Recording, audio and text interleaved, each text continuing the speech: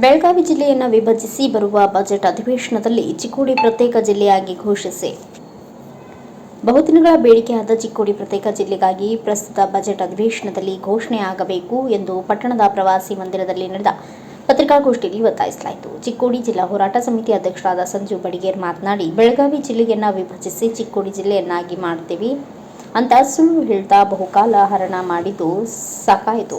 ಪ್ರಸ್ತುತ ಬಜೆಟ್ ಅಧಿವೇಶನದಲ್ಲಿ ನಮ್ಮ ಭಾಗದ ಮಂತ್ರಿಗಳು, ಶಾಸಕರು ಗಟ್ಟಿ ಧ್ವನಿ ಎತ್ತಬೇಕು. ಈಗಲೂ ಸಹ ಸುಳ್ಳು ಹೇಳಿಕೆ ಮುಂದುವರೆದರೆ ಬರುವ ಚುನಾವಣೆಯಲ್ಲಿ ಶಾಸಕರ ವಿರುದ್ಧವಾಗಿ ಜನಾಕ್ರೋಶಗೊಂಡು ಮತದಾನದ ಮೂಲಕ ಸುಳ್ಳುಗಾರರಿಗೆ ಪಾಠ ಕಲಿಸುವ ಸಮಯ ಸಮೀಪಿಸುತ್ತದೆ ಎಂದು ಆಕ್ರೋಶ ಹೊರಹಾಕಿದರು. ನಂತರ ಸಮಾಜ ಸೇವಕ ಚಂದ್ರಕಾಂತ್ ಹುಕ್ಕೇರಿ ಮಾತನಾಡಿ, ಚುನಾವಣೆಗೆ ಮುಂಚೆ ಸಿದ್ದರಾಮಯ್ಯ ಸಾಹೇಬರು, ಪ್ರಕಾಶ್ ಹುಕ್ಕೇರಿ ಹಾಗೂ ಗಣೇಶ್ ಹುಕ್ಕೇರಿ ಸಾಹೇಬರು ಚಿಕ್ಕೋಡಿ RD ಮೈದಾನದಲ್ಲಿ ನಡೆದ ಚುನಾವಣಾ ಪ್ರಚಾರ ಸಭೆಯಲ್ಲಿ ನಮ್ಮ ಸರ್ಕಾರ ಬಂದರೆ ಚಿಕ್ಕೋಡಿ ಜಿಲ್ಲೆಯಾಗಿ ಮಾಡುವುದಾಗಿ ಮೊದಲನೇ ಕಾರ್ಯವೆಂದು ಹೇಳಿದರು. 3 ವರ್ಷ ಕಳೆದರೂ ಇನ್ನೂ ಆಗಿಲ್ಲ ಎಂದು ಆಕ್ರೋಶ ವ್ಯಕ್ತಪಡಿಸಿದರು. ಚಿಕ್ಕೋಡಿ ಜಿಲ್ಲಾ ಹೋರಾಟ ಸಮಿತಿ ಉಪಾಧ್ಯಕ್ಷರಾದ ಚಂದ್ರಶೇಖರ್ ಅರ್ಬಾವಿ ಅವರು ಮಾತನಾಡಿ, ಆರೋಗ್ಯ, ಶಿಕ್ಷಣ, ಉದ್ಯೋಗ ರಾಜ್ಯದಲ್ಲಿ ಈ 3 ಸಮೃದ್ಧಿಯಾಗಿದ್ದರೆ ರಾಜ್ಯ ಬೆಳವಣಿಗೆ ಎಂದು ಹೇಳಬಹುದು. ಬೆಳಗಾವಿ ಜಿಲ್ಲೆ ವಿಶಾಲವಾಗಿದ್ದರಿಂದ ಅನುದಾನ ಕೊರತೆಯಿಂದ ಶೂನ್ಯ ಅಭಿವೃದ್ಧಿ ಕಂಡು ಬರ್ತಾ ಇದೆ. ಕೂಡಲೇ ಬೆಳಗಾವಿ ಜಿಲ್ಲೆಯನ್ನು ವಿಭಜಿಸಿ ಚಿಕ್ಕೋಡಿ ಜಿಲ್ಲೆಯನ್ನು ಘೋಷಿಸಿ ಸಾಮಾಜಿಕ, ಆರ್ಥಿಕ, ಶೈಕ್ಷಣಿಕ ಅಭಿವೃದ್ಧಿ ಕಡೆಗೆ ಹೆಚ್ಚಿನ ಆದ್ಯತೆ ದೊರೆಯಲಿದೆ ಎಂದು ಹೇಳಿದರು. ರಿಪೀಟ್ ಅದನ್ನೇ ಹೇಳೋದು, 30 ವರ್ಷದಿಂದ ಹೋರಾಟ, ಚಿಕ್ಕೋಡಿ ಜಿಲ್ಲಾ ಆಗಬೇಕು, ಬೆಳಗಾವಿ ಜಿಲ್ಲಾ ವಿಭಜನೆ ಆಗಬೇಕು. ಪ್ರತಿ ಸಲ ಅದು ಹೇಳೋದಾಗೈತಿ. ಕರ್ನಾಟಕ ರಾಜ್ಯದಾಗ ಇಷ್ಟು ದೊಡ್ಡ ಜಿಲ್ಲೆ ಬೆಳಗಾವಿ ಇದ್ರೂ ಸುದ್ದ ಅದನ್ನು ವಿಭಜನೆ ಮಾಡೋಕ್ಕೆ ಯಾರ ಕೈಲಿನೂ ಆಗಕ್ಕೆ ತಯಾರಿಲ್ಲ. ಮತ್ತು ಆಗೋಲ್ಲ ಅಂತ ಯಾರೂ ಹೇಳೋದಿಲ್ಲ. ಯಾವ ಸರ್ಕಾರ ಬರ್ತಾವೆ, ಪ್ರತಿಯೊಂದು ಸರ್ಕಾರದವ್ರು ಹೇಳ್ತಾರೆ, ಚುನಾವಣೆಗೆ ಮುಂಚೆ ಹೇಳ್ತಾರೋ ನಮ್ಮ ಸರ್ಕಾರ ಬಂತಂದ್ರೆ ನಾವು ಜಿಲ್ಲಾ ಮಾಡ್ತೀವಿ, ನಮ್ಮ ಸರ್ಕಾರ ಬಂತಂದ್ರೆ ಜಿಲ್ಲಾ ಮಾಡ್ತೀವಿ. ಅದಕ್ಕಂತ ಕಾಂಗ್ರೆಸ್ ಸರ್ಕಾರದಲ್ಲಿ RD ಗ್ರೌಂಡ್ದಾಗ ಸ್ಪಷ್ಟವಾಗಿ ಪ್ರಕಾಶ್ ಹುಕ್ಕೇರಿ ಸಾಹೇಬರು, ಸಿದ್ದರಾಮಯ್ಯ ಸಾಹೇಬರು ಮತ್ತು ಗಣೇಶ್ ಹುಕ್ಕೇರಿ ಸಾಹೇಬರು ಸ್ಪಷ್ಟವಾಗಿ ಹೇಳಿದ್ರಿಗೆ ಮೊದಲನೇ ಕೆಲಸ ನಮ್ಮ ಸರ್ಕಾರ ಬಂದ್ಕೊಳ್ಳಿ ಮೊದಲನೇ ಕೆಲಸ ಚಿಕ್ಕೋಡಿ ಜಿಲ್ಲಾ ಮಾಡೋದು ಅಂತೇಳಿ. ಇವ್ರು ಚುನಾವಣೆಗೆ ಪೈಲ ವೋಟ್ ಸಲುವಾಗಿ ಈಗ ನಮ್ಮನ್ನು ಮಾತಾಡ್ತಾರೆ, ಸುಳ್ಳು ಹೇಳ್ತಾರೆ. ಸುಳ್ಳು ಹೇಳೋ ಸರ್ಕಾರ. ನಾವು ಭಾಳ ಖುಷಿ ಇತ್ತು, 2 ವರ್ಷ ಆಯ್ತು ಸರ್ಕಾರ ನುಡಿದಂತೆ ನಡೆಯೋ ಸರ್ಕಾರ ಅಂತೇಳಿ ನಮಗೊಂದು ಹೆಮ್ಮೆ ಇತ್ತು. ಈಗ ನಮ್ಗೆ ನಾಚಿಕೆ ಬರೋಕೆ ಈಗ ನುಡಿದಂತೆ ನಡೆಯೋ ಸರ್ಕಾರ, ಗ್ಯಾರಂಟಿ ಸರ್ಕಾರ ಚಾಲ, ಇದು ಸುಳ್ಳು ಸರ್ಕಾರ, ಸುಳ್ಳು ಜನಪ್ರತಿನಿಧಿಗಳು ಎಲ್ಲ ಸುಳ್ಳು ಹೇಳ್ತಾರೆ. ಸುಳ್ಳು ಹೇಳ್ತಾರೆ ಅನ್ನೋದು ಉದಾಹರಣೆ ನಮ್ಗೆ ಒಂದು ಇಡೀ ರಾಜ್ಯದಾಗ 108 ಉದಾಹರಣೆಗಳು ನಿಮ್ಗೆ ಬೇಡ. ಚಿಕ್ಕೋಡಿ ಜನತೆನೇ ಕೇಳ್ರಿ ನೀವು, ಸುಳ್ಳು ಹೇಳೋ ಸರ್ಕಾರ ಅನ್ನೋದು ಸಾಬೀತಾಗ್ತದೆ. ಯಾಕಂದ್ರೆ ಬಹಿರಂಗವಾಗಿ ಗ್ರೌಂಡ್ದಾಗ RD ಗ್ರೌಂಡ್ದಾಗ ಸ್ಪಷ್ಟವಾಗಿ ಹೇಳಿದಕ್ಕೆ ಮೊದಲನೇ ಕೆಲಸ ಚಿಕ್ಕೋಡಿ ಜಿಲ್ಲಾ ಮಾಡ್ತೀವಿ ಅಂತೇಳಿ. ಅಂದರೆ ಇವ್ರು ಸುಳ್ಳು ಹೇಳ್ತಾರೆ ಅನ್ನೋದು ಸಾಬೀತಾಗ್ತದೆ. ಪ್ರೂಫ್ ಮತ್ತೆ ನೀವು ಎಷ್ಟು ಮಾತು ಹಾಕಿದ ಎಷ್ಟು ಸುಳ್ಳು ಹೇಳ್ತಾರೆ ಅವ್ರ ವಿಷಯ ಬೇರೆ ಅದ. ಈ ಪಂಚ ಯೋಜನೆಗಳು ಏನು ಆಗ್ತದೋ ಅದು ನಿಮ್ಗೆ ಗೊತ್ತೈತಿ, ನಿರುದ್ಯೋಗಿ ಸಮಸ್ಯೆ ನಿಮ್ಗೆ ಗೊತ್ತೈತಿ, ರೈತರ ಹೋರಾಟ ಗೊತ್ತೈತಿ, ನೀರಾವರಿ ಗೊತ್ತೈತಿ, ರಸ್ತೆಗಳು ನೋಡಿದ್ದೀರಿ ನೀವು. ನುಸ್ತಾಗ ಬರೀ ಗ್ಯಾರಂಟಿ ಬೆನ್ನ ಹತ್ತಿರ ಆಗೋದಿಲ್ಲ ರೀ. ಗ್ಯಾರಂಟಿ ಸಂಗಡ ಇತರ ಕೆಲಸಗಳನ್ನು ಮಾಡಬೇಕಲ್ಲ. ನೀವು ಗ್ಯಾರಂಟಿ ಮಾಡಿದ್ದೇನೈತಿ ಅದಕ್ಕೆ ವಿರೋಧ ಇಲ್ಲ, ನಮ್ಮದು ಸಪೋರ್ಟ್ ಈಗ. ಆದರೆ ನೀವು ಪೂರ್ವ ತಯಾರಿ ಮಾಡ್ಕೊಂಡು ಮಾಡಬೇಕು ರೀ.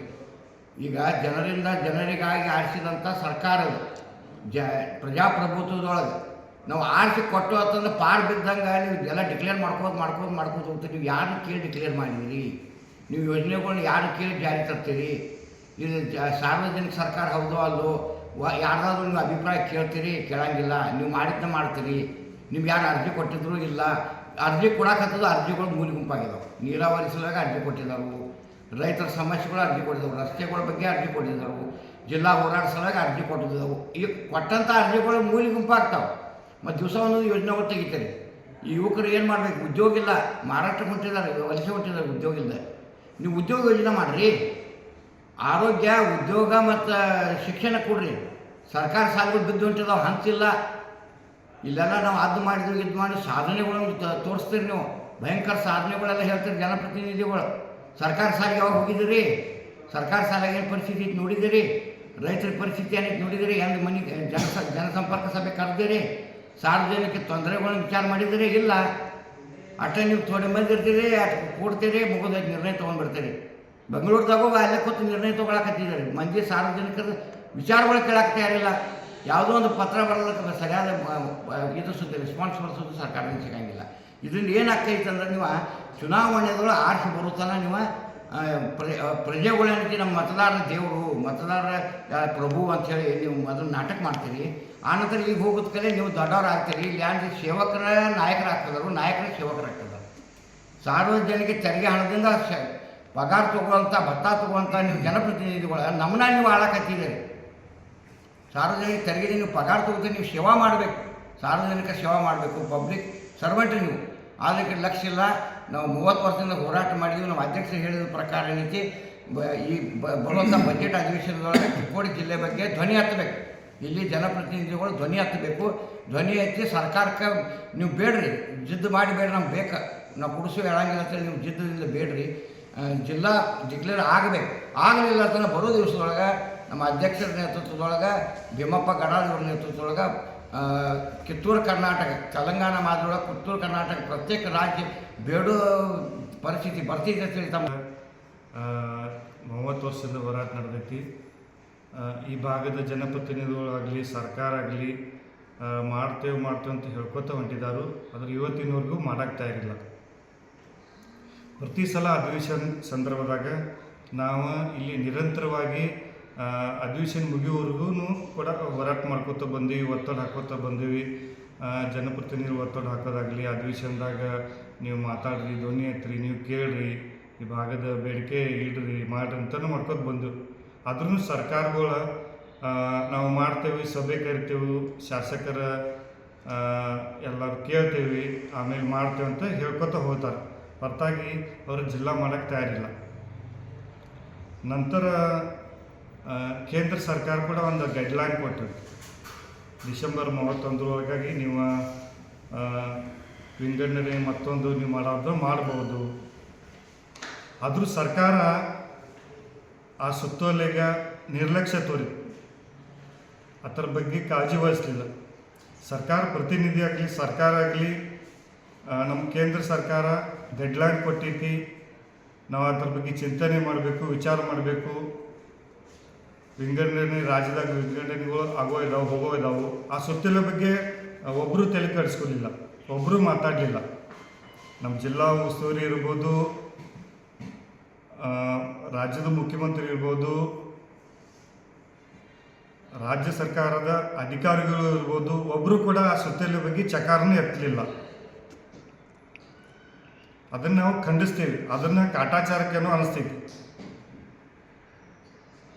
ನಮಗೆ ಮತ್ತೊಂದು ಎಲ್ಲಿ ಕಡೆ ಏನಪ್ಪ ಅಂದ್ರೆ, ಆ ಸುತ್ತೋಲೆ ಕೇಂದ್ರ ಸರ್ಕಾರ ನಮಗೆ ಆ ವಿಚಾರ ಬೇಡ.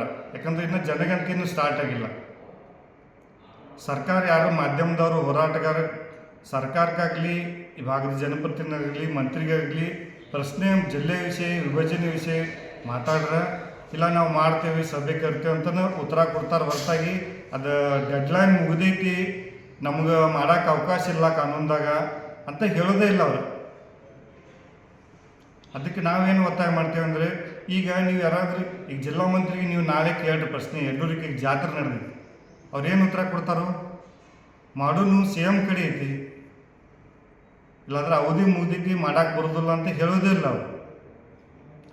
ಅದಕ್ಕಾಗಿ ನಾವೇನು ಒತ್ತಾಯ ಮಾಡ್ತೇವೆ, ಈಗ ನಾಳೆ 6 ತಾರೀಕಿನ ಬಜೆಟ್, ಕರ್ನಾಟಕ ಸರ್ಕಾರ ಬಜೆಟ್ ನಡೆದಿಲ್ಲ. ಆ ಬಜೆಟ್ದಾಗ ಬೆಳಗಾವಿ ಏನಪ್ಪ ಅಂದ್ರೆ, ನೀವು ಜನರ ನಿರೀಕ್ಷೆ ಏನಂದ್ರೆ ಬೆಳಗಾವಿ ಜಿಲ್ಲಾ ವಿಭಜನೆ ಆಗಬೇಕು. ಮೊದಲೇ ಬೇರೆ ಬೇರೆ ನೀರಾವರಿ ವಿಷಯ ಇರ್ಬೋದು, ರಸ್ತೆ ವಿಷಯ ಇರ್ಬೋದು, ಬೇರೆ ಬೇರೆ ವಿಷಯಗಳು ಸರ್ಕಾರ ಮುಂದೆ ಪ್ರಸ್ತಾವನೆ ಇಲ್ಲ.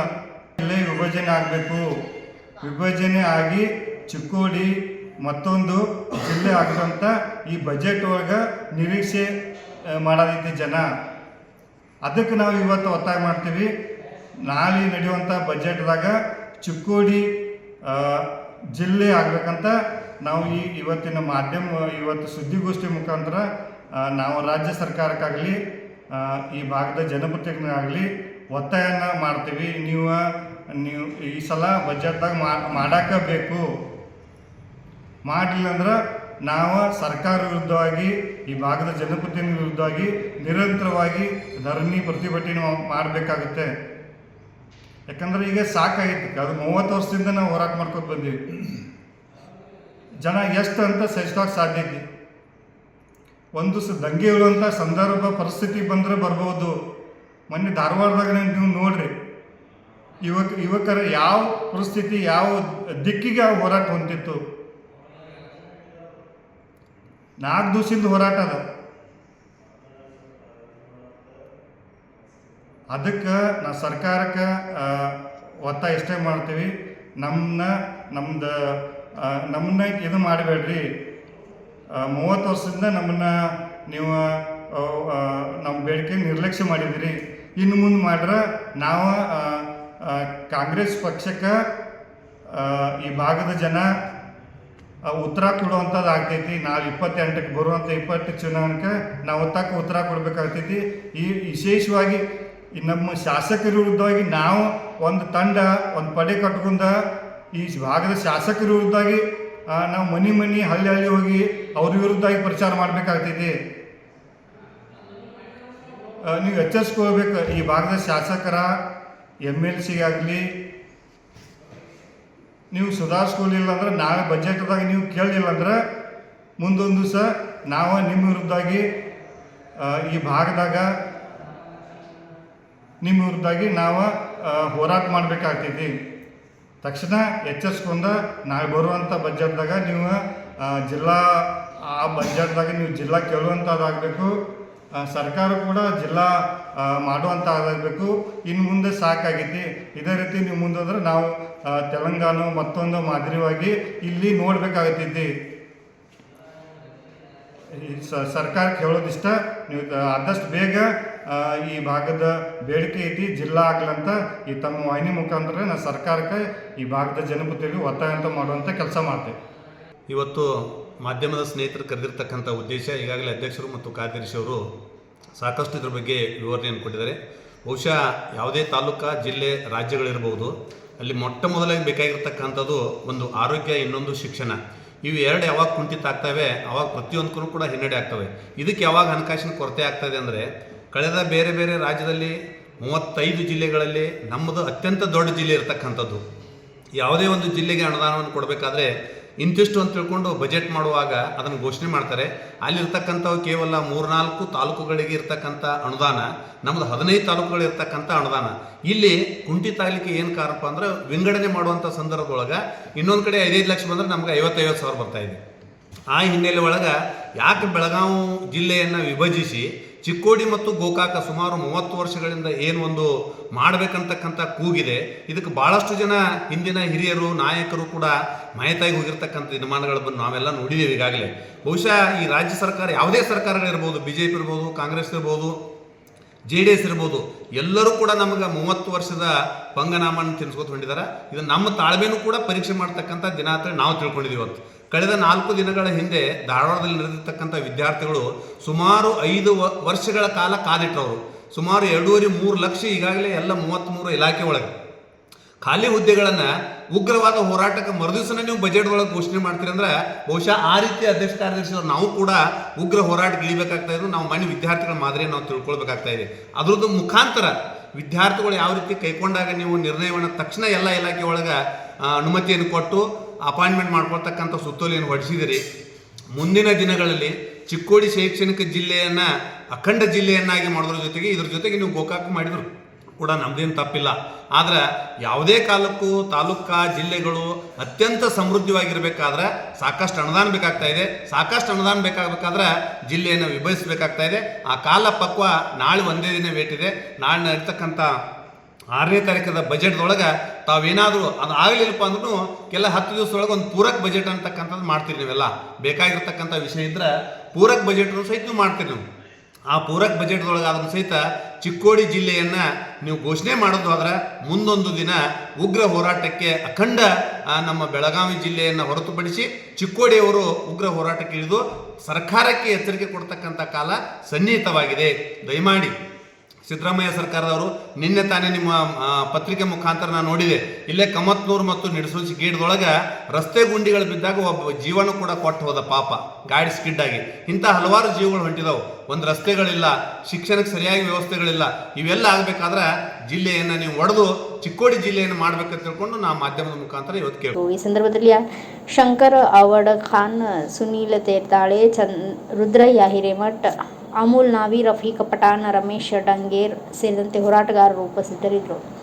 ಬ್ಯೂರೋ ರಿಪೋರ್ಟ್ ರಾಜು ಮುಂಡೆ, ಭಾರತ ವೈಭವ news, Chikkodi. Thanks for watching Read, Discuss and Debate with editor Dr. Yan Prashant Rao. Wanted reporters in print, digital and visual media for Bharat Vaibhav Daily Newspaper, BV News 5 Channel and BV Fast Web News from all the talukas of Karnataka, Goa and Maharashtra. If interested, send your resume to 9019229369